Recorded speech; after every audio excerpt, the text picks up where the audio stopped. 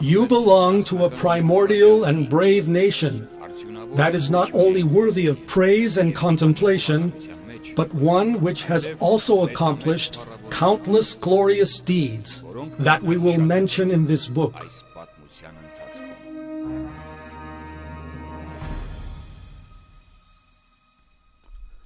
Throughout Armenian history, there have been several times when Armenia was a superpower. As early as the 27th to 26th centuries BC, the culture of the Armenian highland had spread far and beyond its borders, reaching in the south Syria and Palestine, and in the north, northern Caucasus.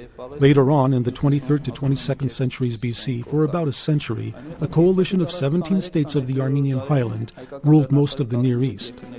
In the first half of the 8th century BC, during the reigns of King Argishti I and Sarduri II, the kingdom of Van for about 50 years was the most powerful state of the ancient Near East.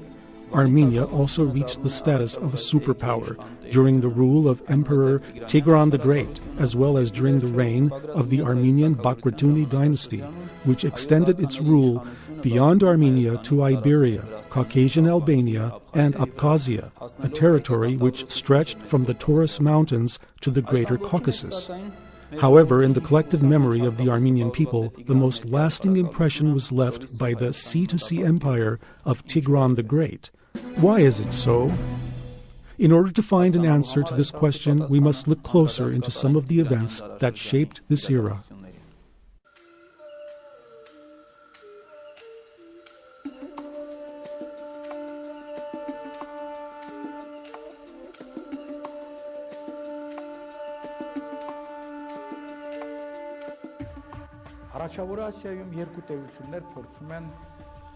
During this period, two superpowers were trying to divide the Near East among themselves. In the west, slowly but surely, Rome was on the march, and in the east, the Parthians had extended their domain all the way to the Euphrates River. Both powers wanted to establish preferable natural frontiers. It was in these circumstances that two new additional powers arose in the region that challenged the status quo established by Rome and Parthia.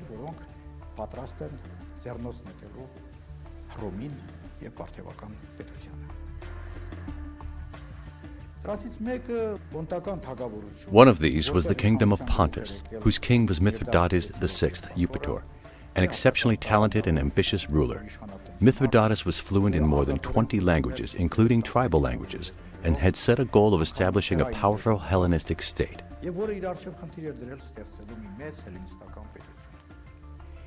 Tigran the Great, in his own turn, had plans of his own. He primarily wanted to expand the Armenian state in the south, east, and north.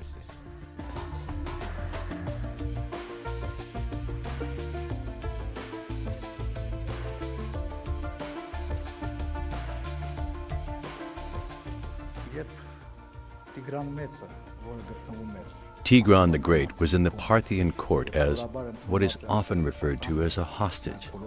However, there is a good deal of evidence to believe that his status was somewhat different.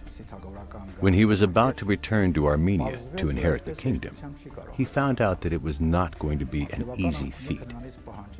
The Parthian king demanded from him 70 valleys, which his grandfather, Artaxias I, had conquered from the Medes. These valleys were comprised of the regions of Caspia, Phoenitis, and Perso-Armenia.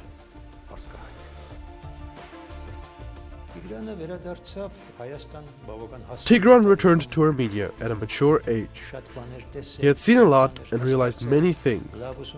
He had come to learn a great deal about his neighbors, and this was to be a great opportunity when someone with such experience would inherit his father's throne.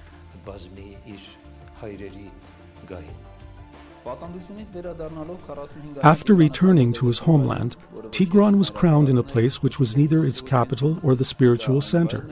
This was a place where about 2 decades later, Tigran would establish his empire's new capital city of Tigranakert.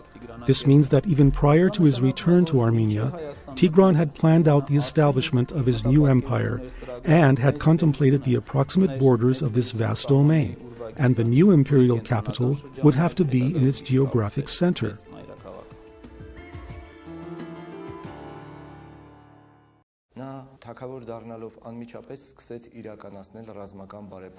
After becoming king, Tigran immediately began military reforms, which were initiated in the 2nd century BC by Artaxerxes I.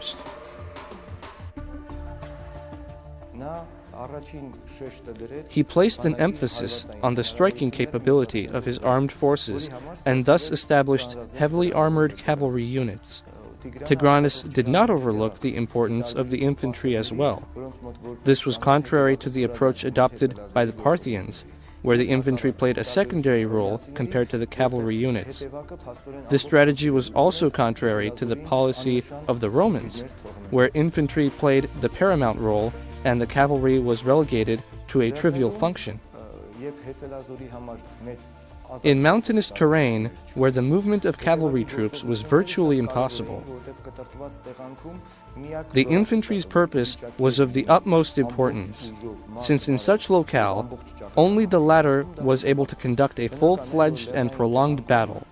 Thus, in the mostly alpine terrain of the Armenian highland and Iranian plateau, Tigran needed an efficient infantry which could take upon itself the brunt of the battle and score decisive victories against its adversaries.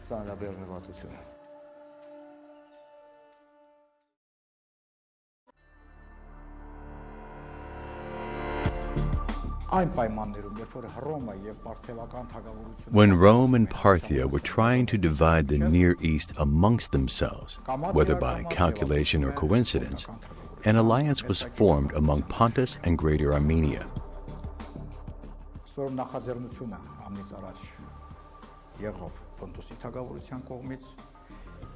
The initiative was undertaken by the Pontic kingdom after Tigran the Great united the Armenian kingdom of Sophene with the rest of Armenia, a move that caused the admiration of Mithridates Eupator, who afterwards sought to forge a close alliance with the Armenian king whom he regarded as his most important ally.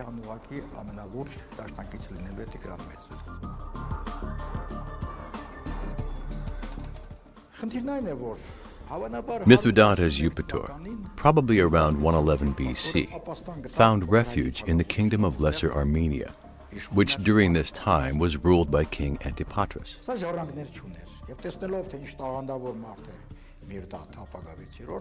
The latter was heirless, and after seeing the talent and the potential of Mithridates Eupator, decided to name him as his heir apparent. Thus, Mithridates at first became an Armenian king, that is to say, the king of the Kingdom of Lesser Armenia and Armenia Minor, and was only proclaimed as the king of Pontus afterwards. Mithridates never regarded himself as the conqueror of Lesser Armenia. To the contrary, he felt stronger here than in Pontus proper. He kept his royal treasures in some 75 fortresses that he erected throughout Armenia Minor, which indicates that Mithridates Eupator gave primacy to this land. The historian Eutropius named Mithridates Eupator as the king of Pontus and Armenia. After undertaking several reforms within the kingdom, Tigran the Great in 93 BC and once again in 91 BC, in an alliance with Mithridates Eupator, carried out several conquests throughout Asia Minor. The two allies had reached an agreement according to which the conquered land would pass into possession of Mithridates Eupator, while all of the war spoils, including movable valuables, animals, and prisoners of war, would be transferred to the kingdom of Greater Armenia. Essentially, the initial conquests of Tigran the Great, which included the reunification of Sophene with the rest of Armenia and the campaigns in Cappadocia, provided economic supplies and manpower for future conquests. After also conquering Albania and Iberia, which took place during a decisive period, Tigran completely secured the northern, eastern, and western frontiers of Greater Armenia.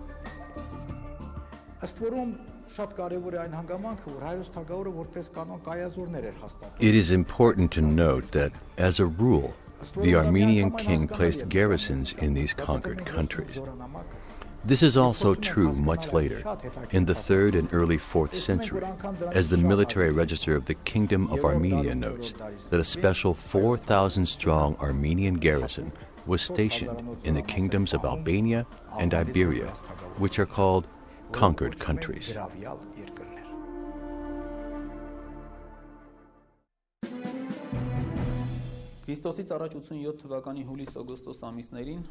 In July to August of 87 BC, for about a month, Halley's Comet could be seen in the Armenian sky. This exceptional appearance was seen as a sign of providence and a symbol of good fortune. This coincided with Tigran's Parthian campaign, which was launched that same year and set the foundation for the rise of the Armenian Empire. A few dozen of Tigran the Great's surviving coins feature on his crown Halley's Comet as a symbol of good fortune. This is a sharp difference to the much more common 8-pointed star flanked by 2 eagles, which is featured on most of Tigran the Great's coins.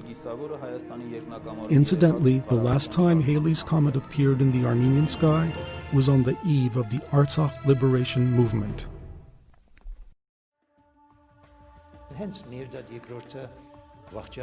After the death of the Parthian king Mithridates II, one of his relatives, Gotarzes, who earlier had rebelled against him and carved out a separate state in Mesopotamia, was preparing to take the Parthian throne.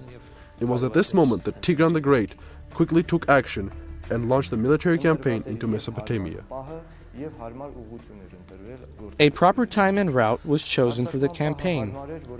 The time chosen was right because the Parthian state was in turmoil due to the internal power struggle, which had greatly weakened that domain, which only a few decades before was at the peak of its power. The chosen route was also right and was advantageous for the Armenian army for several reasons.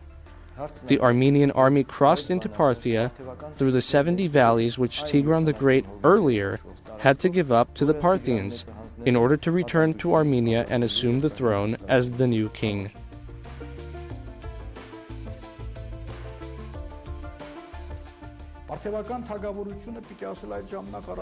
It must be noted that the Parthian kingdom during this time was the second most powerful state of the Near East, almost equal to that of Rome. Thus, this campaign for the Armenian side was not an easy feat. Tigran's strategy was that of a pinpoint attack, which caught the Parthians off guard.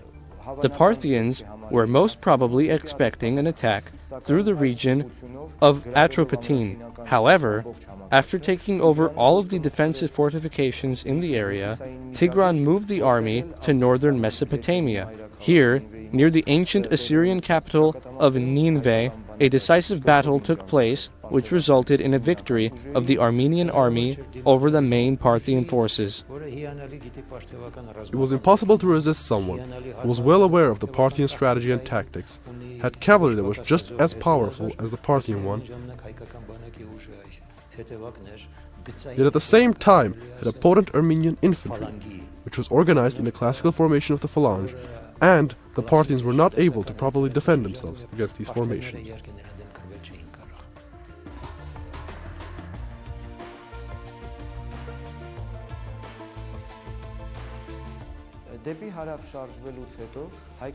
The Armenian army during its Parthian campaign initially marched southward and quickly shifted course towards the east. This was a tactical move designed to cut off the main communication routes between Atropatene and the rest of the Parthian kingdom. The Armenian army entered Greater Media and reached Ecbatana, which was the summer residence of the Parthian kings. The adjoining fortress of Adrabana was taken, and the Parthian kings were forced to sign a peace treaty on heavy terms. The most unique thing about this war was how short it was. The campaign lasted for less than a year, between 87 to 86 BC.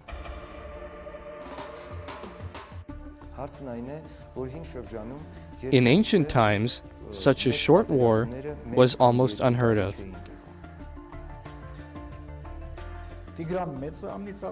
During the peace talks with the Parthians, Tigran the Great, with few exceptions, demanded all of the territories that were conquered by the Armenian army. At the same time, the Parthian king willingly or unwillingly had to acknowledge his domain as part of Armenia's sphere of influence and had to give up the title of the King of Kings to the Armenian king. Furthermore, this was only the external aspect of the political situation that Parthia faced. Later developments would show that Tigran the Great's victory ushered in great changes inside Parthia. Soon, a new kingdom of Karasin arose within the Parthian domain, followed by Elamais, and this fragmentation within Parthia clearly indicated that it was not able to resist Armenia. The changes of fortune experienced by Tigranes were varied, for at first he was a hostage among the Parthians, and then through them he obtained the privilege of returning home. Therefore, as a reward, they received 70 valleys in Armenia, but when he had grown in power, he not only took these places back, but also devastated their country.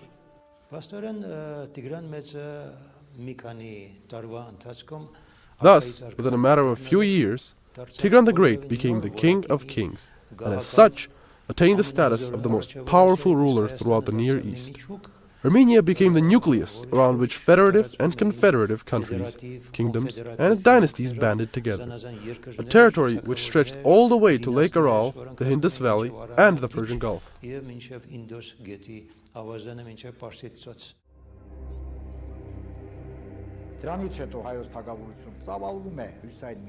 Afterwards, the Armenian kingdom expanded in northern Mesopotamia. Gradually, the kingdom of Osroene was conquered, followed by the kingdom of Gordian, which was ruled by King Zarbinus, who later betrayed the Armenian king. Tigran the Great also conquered Commagene and was preparing to conquer the Seleucid Empire. The Armenian kingdom of Commagene, which was ruled by a branch of the Yervanduni dynasty, voluntarily accepted Tigran's rule, and Antiochus Yervanduni, who rose to the throne of the kingdom of Commagene in 70 BC, is depicted wearing the same Armenian crown that was worn by Tigran the Great and other Armenian kings. The traditional Armenian crown is also depicted on the coins of the kingdom of Commagene. The kingdom of Commagene became a vassal of Rome in 66 BC and lasted until 72 AD.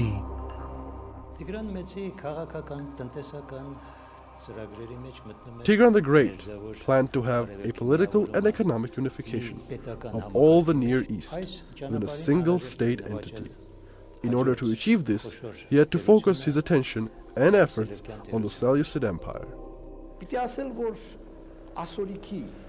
It should be noted that the conquest of Syria, which essentially was the core of the Seleucid domain, took place through very interesting and peaceful means, which has amazed scholars who have studied these events. The thing was, the Seleucid Empire during this time was being rocked by an internal crisis and a vicious power struggle for the control of the throne. The people, as well as the elites, were looking for someone who would bring stability to the war-torn country. Disappointed in their own local rulers, they were looking for someone from outside. After the kings and kingdom of Syria had been exhausted by unintermitting wars, occasioned by the mutual animosities of brothers and by sons succeeding to the quarrels of their fathers, the people began to look for relief from foreign parts, and to think of choosing a king from among the sovereigns of other nations. Some therefore advised that they should take Mithridates of Pontus, others Ptolemy of Egypt. The thoughts of all were directed to Tigranes, king of Armenia, who, in addition to the strength of his own kingdom, was supported by an alliance with Parthia and by a matrimonial connection with Mithridates. Tigranes, accordingly, being invited to the throne of Syria, enjoyed a most tranquil reign over it for 18 years, without having occasion to go to war, either to attack others or to defend himself.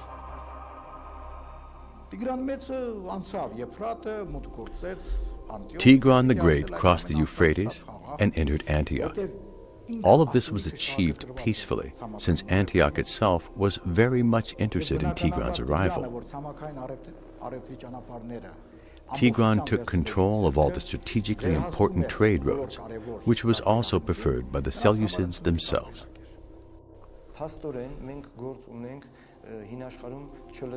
Thus, this is an extraordinary case for the ancient world, where the conquered side asks the conqueror to establish control over its territory.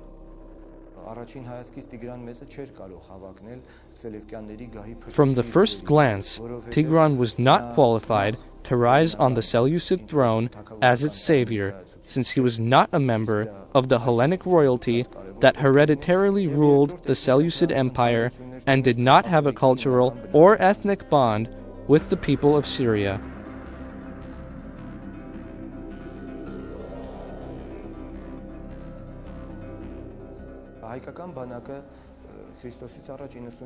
In 93 BC, and again in 91 BC, the Armenian army, with its Pontic ally, entered Cappadocia and conquered the country. According to the agreement, the immovable property passed into Pontic hands, while all the movable goods became part of the Armenian war spoils. This also included not only the animals of the land, but also about 100,000 inhabitants who were transported to the kingdom of Greater Armenia. The safe transport of such a vast quantity of people was naturally the task of the Armenian army. If the Armenian army had developed a bad reputation through immoral conduct, that would certainly reflect negatively on Tigran's prestige, and would not make it possible for him to be the preferred candidate of the Seleucid elites who invited him to their throne.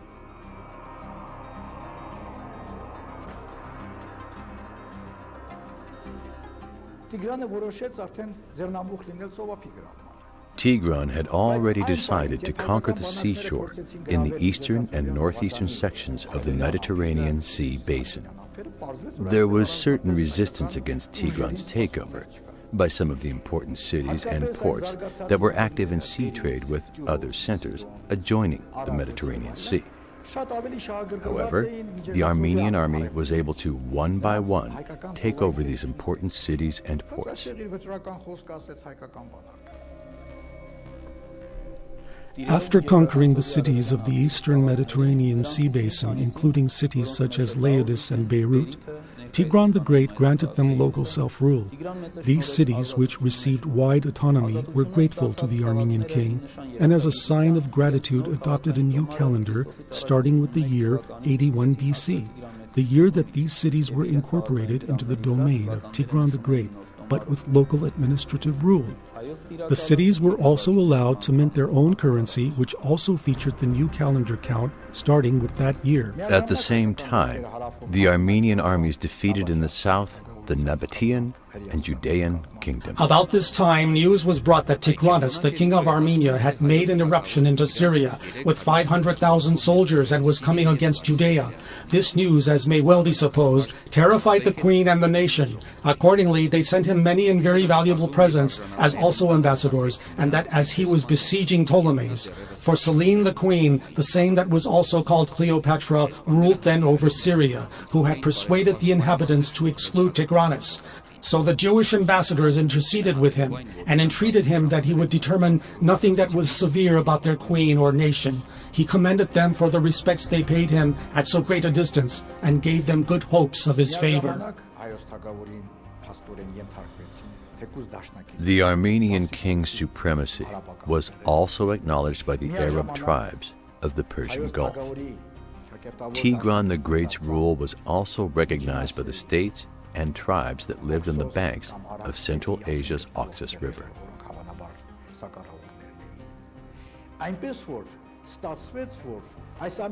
Thus, through these conquests, a vast state had taken shape, which encompassed a territory of 3 million square kilometers.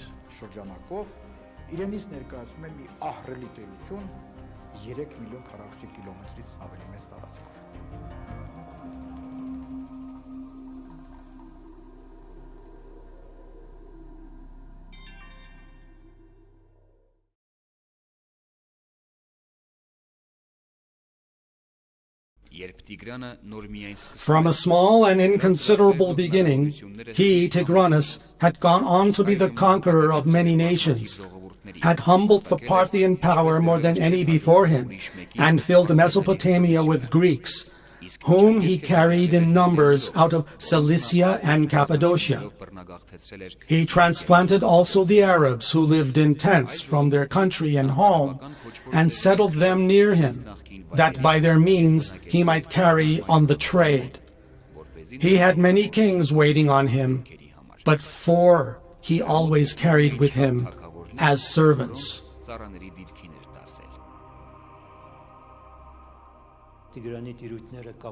Tigran's domain reached Egypt through Syria and Palestine, as well as the Hindu Kush and the Indus Valley. In the south, it reached the Persian Gulf and the Indian Ocean, and in the north, the Caucasus Mountains, the Black Sea, and the domain of his Pontic ally, Mithridates Eupator in Asia Minor.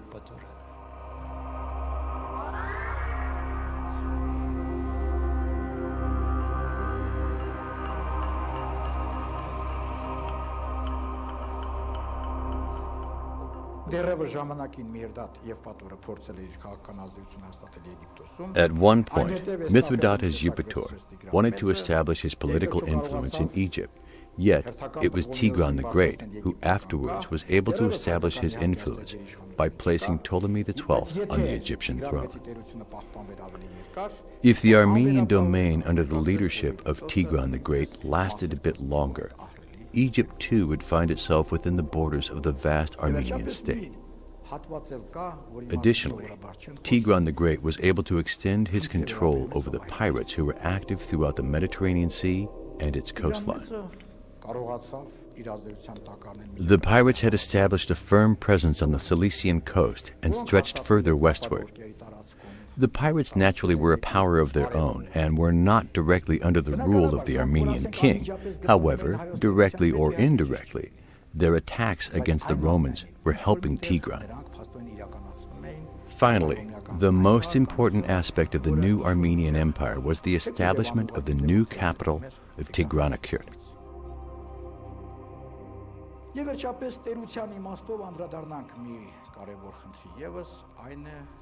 This was due to the fact that the new empire required a new capital, since the old capital of Artashat was now geographically located not in a relative center, but on the periphery of the Armenian state.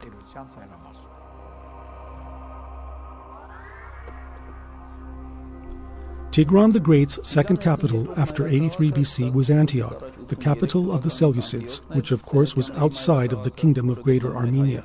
Tigran the Great was never planning to proclaim Antioch or any other large city outside of Armenia proper as his new capital. The Patriot emperor knew that he should build the new capital of his empire on the Armenian soil, for he knew that someone who loves his native land builds his home on his native soil. Tigran the Great built his capital at the place where he was crowned in 95 BC when he returned to Armenia. He surrounded it with walls 25 meters high and wide enough to contain stables for horses. In the suburbs, he built a palace and laid out large parks, enclosures for wild animals and fish ponds. He also erected a strong castle nearby. A new capital of Tigranakert that was erected was one of the largest of its time. Its outer walls alone were more than 25 meters high, which would be an equal of today's 8-story building. Tigranocerta contained many treasures and rich offerings dedicated to the gods. For every ordinary man and nobleman, due to their love and respect for the king, were competing with each other for the expansion and beautification of the city. What are some of the unique aspects of civic construction during the reign of Tigran the Great? Here, interestingly enough, we see the development of dual cities. It is known that Tigran the Great connected the new capital city of Tigranakert through a royal road or highway with the old capital city of Artashat.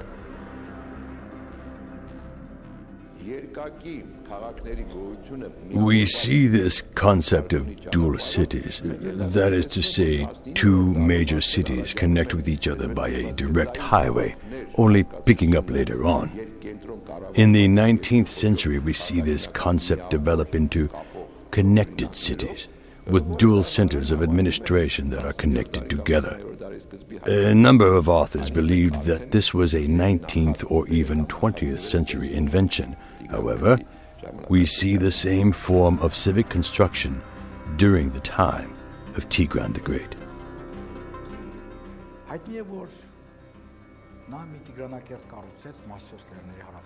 It is known that Tigran built one of several Tigranakerts named after him on the southern foothills of Mount Masyaf. A number of scholars rightly identify it with the ancient site that was called Tel Arman or Tel Ermeni.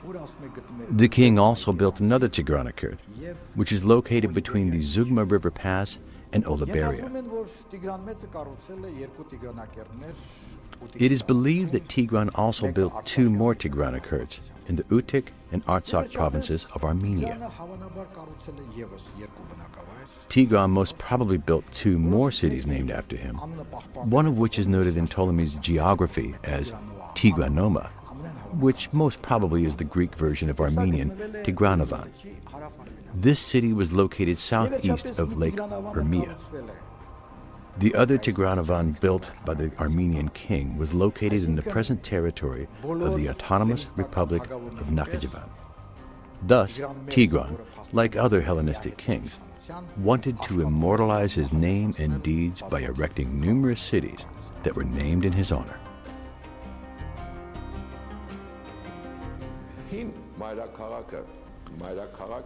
The capitals of the ancient world were most often also the religious centers. However, this was not the case with Tigranakert, which was not a religious center, but only an administrative one. That is to say, a vast empire that was created by Tigran the Great needed to have a capital city that would become its administrative center.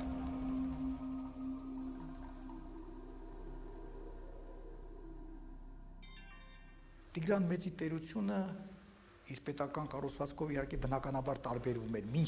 the Great's empire, naturally, differed from the state structure that existed before and after him in the kingdom of Greater Armenia. Tigran the Great's power was absolute.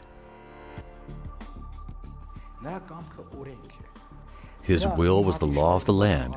With one command, he could destroy or build cities. However, the ancient traditional land council, which was made up of various strata of population, also continued to exist and exercised certain powers. There were also various branches of the royal court, which were made up by various elites and were in charge of different social, political, and administrative affairs of the land, which in turn also wielded certain amounts of power and influence. Unfortunately, we do not know the specific divisions of these royal agencies during the time of Tigran the Great. However, we do know the structure that existed later on during the reign of King Arshak II. The sources mention that during the royal festival, 900 representatives of the various royal agencies would sit and dine together. Well, this does not take into account many others who also attended these gatherings and would stand on foot. One of the most important offices was that of the royal chancellor, who was first and foremost in charge of the economy. There were 4 main military commanders who were in charge of the 4 military themes that were located at 4 cardinal directions. Above them, as the supreme military commander of the land, was the king himself. Neither was his boldness to be accounted wholly frantic or unreasonable when he had so many nations and kings attending him, and so many tens of thousands of well-armed foot and horse soldiers about him. He had 20,000 archers and slingers, 55,000 horses, of which 17,000 were in complete armor.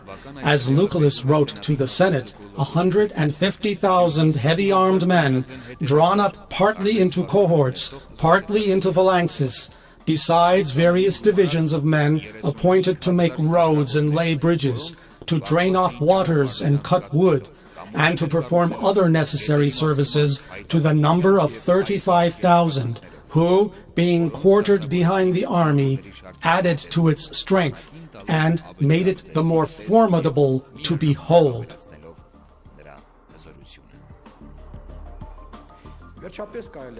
The office of the supreme judge was most probably held by the high priest. There was also a special post for a nobleman who crowned the king during his enthronement.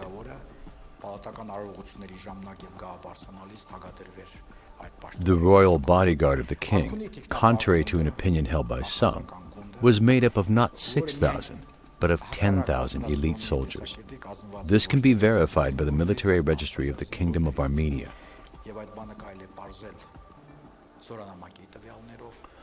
Of course, there were other positions, which one can assume through an educated guess. This would have to include common posts like chief emissary, lord mayor, or the one who supervised the cities of the kingdom, chief of winery, and others.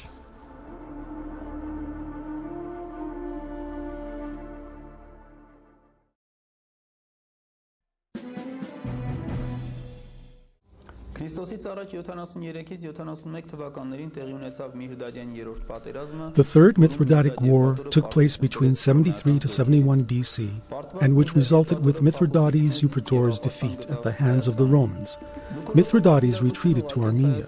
The Roman general Lucullus sent a delegation asking for the handover of his foe.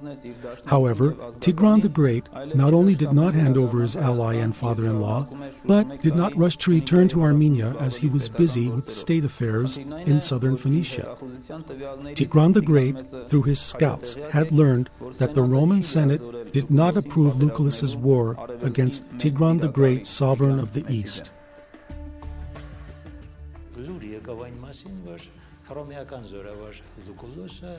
News reached Tigran that Lucullus had invaded Armenia.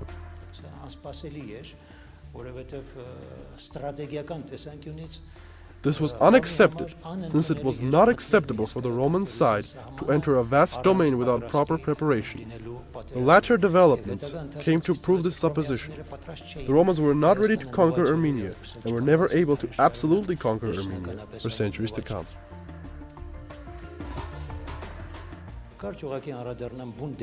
Let us briefly look at the course of events that happened during this time. As soon as Tigran the Great heard the unexpected news of Lucullus's invasion, he rushed a vanguard force to Armenia. Rome had never declared war on Armenia and was not preparing to do so. The capital city of Dikranakert was also besieged when Tigran the Great with 6,000 of his elite royal cavalry reached it. This relatively small force was able to accomplish a great military objective. The royal cavalry bodyguard cut through the Roman lines which were besieging the city, entered the capital, and was able to evacuate from there the queen, other members of the court, and the treasury. This brilliant military move shows the potency of the Armenian army and also indicates how the later Battle of Dikranakert, which took place on October 6, 69 BC, as described by Roman historians, is exaggerated by the latter in their favor. It is true that during the first main clash with the Armenian army was not in favor of the latter. Lucullus was also able to bribe some of the foreign mercenaries that were supposed to defend the capital from within. The mercenaries treasonously opened the gates from within. This was a major mistake by the King of Kings, who placed his trust on a force of outside mercenaries who were not motivated enough to defend the city and betrayed him at the first opportunity. Lucullus decided to continue his offensive.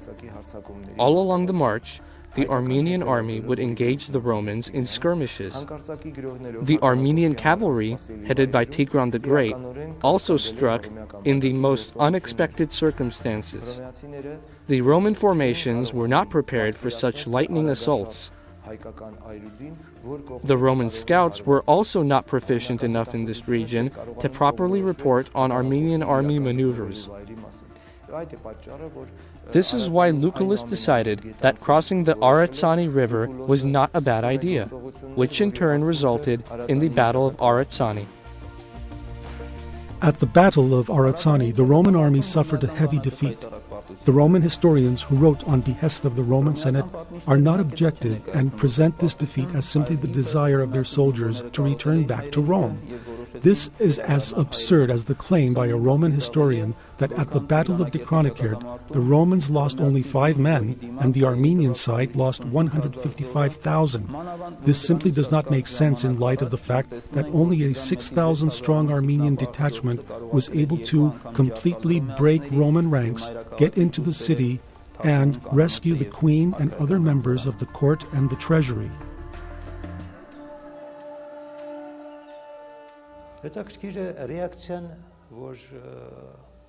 Interestingly enough, Armenian primary sources did not believe that Lucullus achieved significant results during his invasion of Armenia. Khorenatsi, the 5th century Armenian historian, simply notes that some ruffian by the name of Vaikon had invaded Armenia during this time, and Tigran returned to the country and chased him out.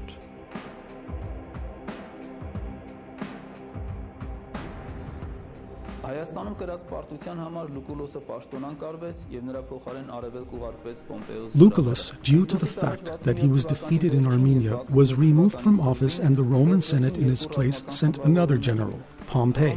By the end of 67 BC and the beginning of 66 BC, a new alliance geared against Armenia and Pontus was formed between Rome and Parthia. The new allies reached an agreement whereby Pompey would march against Pontus, while the Parthian troops would march against Armenia. Pompey was able to defeat Mithridates Eupator, and the latter escaped from his kingdom.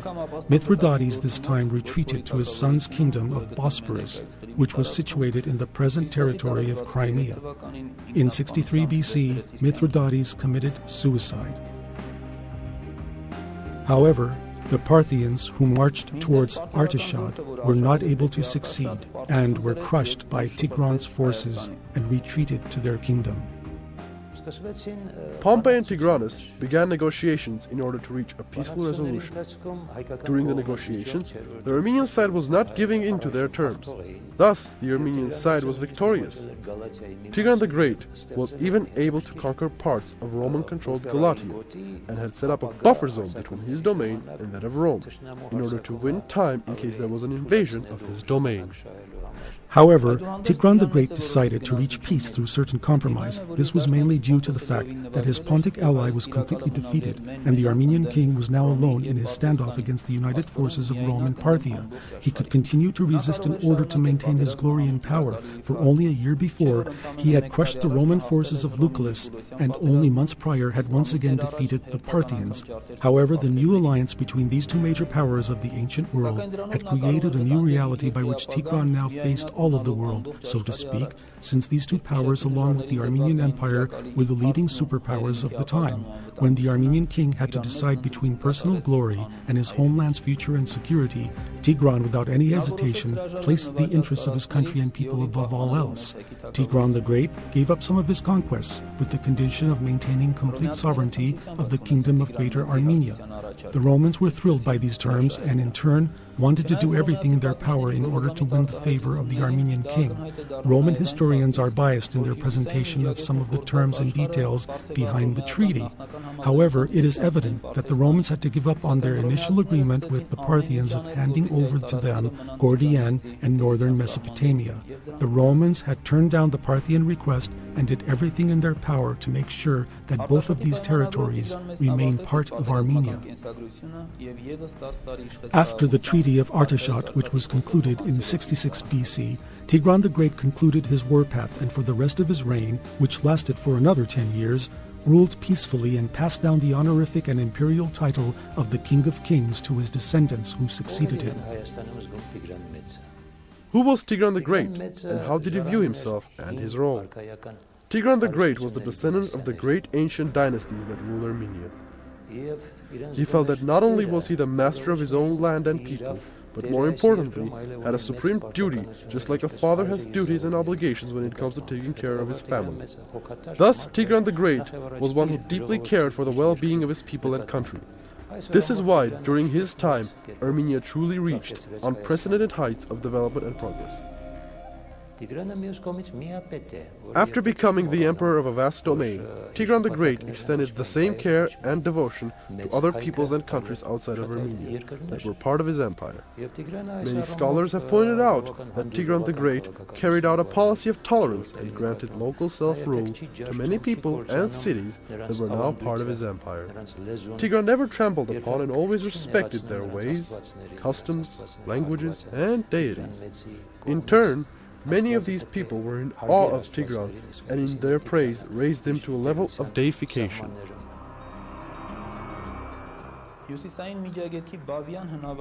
In the ancient site of Bavian in northern Mesopotamia, a relief of Tigran the Great made upon a cliff still survives. This relief was made in honor of his first victory against the Parthians. According to a German newspaper of the city of Augsburg, a relief of Tigran the Great, along with a Greek inscription, was found in western Armenia in 1869. The British consul of Trebizond wanted to send the relief to the British Museum, but the relief disappeared during the transportation. When the Russian ambassador asked the Turkish authorities why they are blocking the efforts of the British consul in having the historic artifact transported to London, the Turkish Grand Vizier replied that they have orders from the Sultan himself to destroy all artifacts that would remind the Armenians of their heroic past. This fate also fell to a helmet that was found from Cappadocia, which bore the inscription Tigran, King of Armenia, the year 5571 of creation. In 1893, this helmet was sent to Constantinople and was never heard of ever since. Fortunately, in 1908, two French scholars, Gerfignon and Jalabert, had published this important inscription. The excavations of the old capital city of Artashat began in 1970. Till today, we are still uncovering new archaeological evidence and materials which greatly help us to better understand some of the events that took place during that time.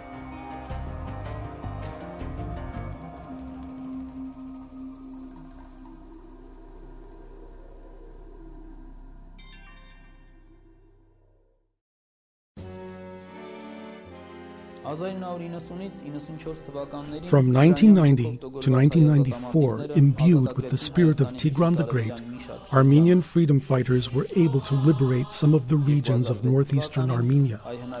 In 2006, archaeologists found one of the great cities built by Tigran the Great, the city of Tigranakert in the Armenian province of Artsakh.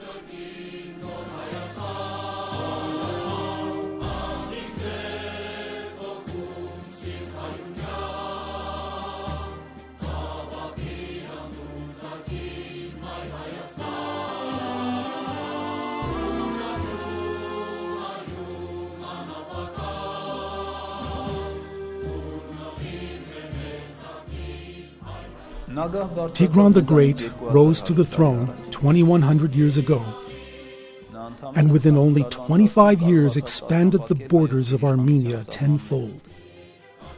His spirit and name became the eternal sojourners of his people.